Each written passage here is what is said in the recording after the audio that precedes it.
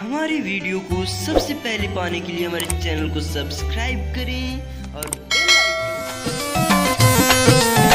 Music by Priyanshu Singh.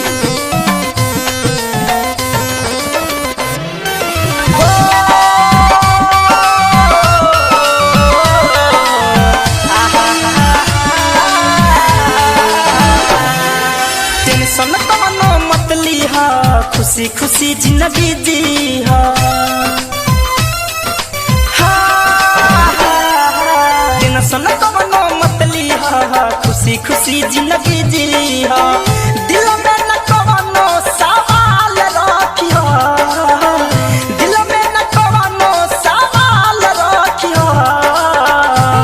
जान जाते बारू तू ससुररिया, जान जाते बारू अब ससुररिया। तू अपन ख्याल रखिया, जान जाते बारू अब ससुररिया। तू अपन ख्याल रखिया।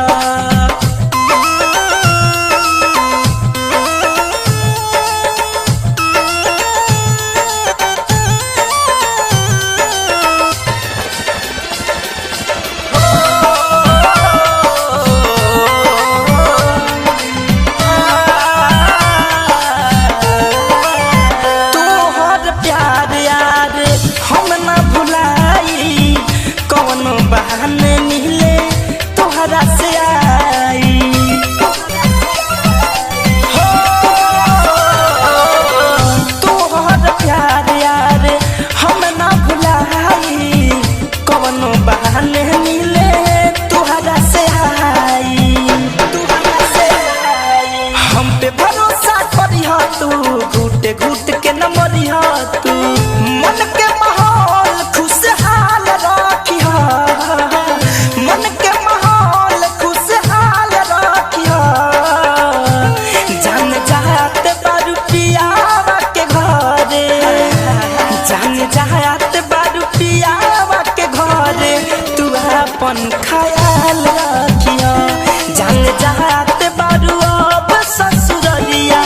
तू अपन ख्याल रखिया।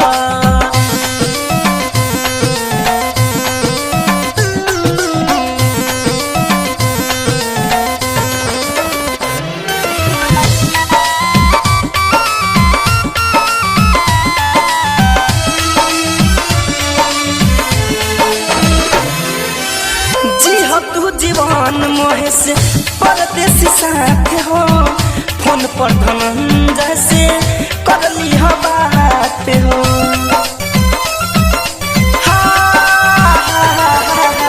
जी हो तू जीवन प्रियांशु के साथ हो।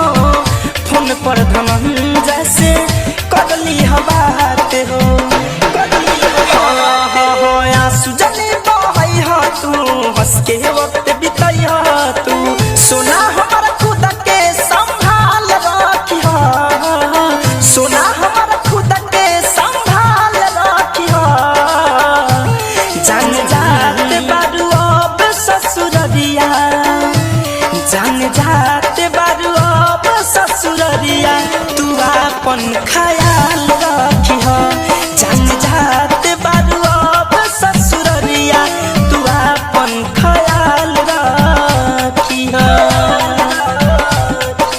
टेंशन कवनो मत लीहा, खुशी खुशी जिंदगी जीहा।